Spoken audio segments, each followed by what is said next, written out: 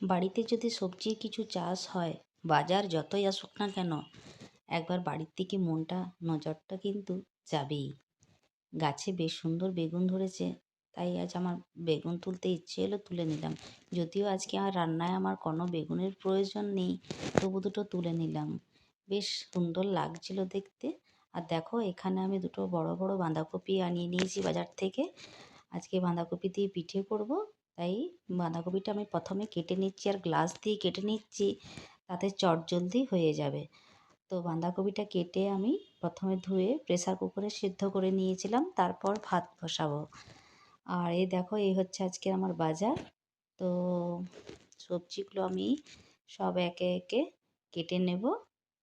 প্রথমে আমি সবজিগুলো সব কেটে রেডি করে রাখি, তারপর রান্না করতে শুরু করি। আর লাউটা কেটে নিয়ে আমি কিছুক্ষণ রোদে রেখে দিয়েছিলাম, তাতে রান্না করার সময় জল আর বেরোবে না।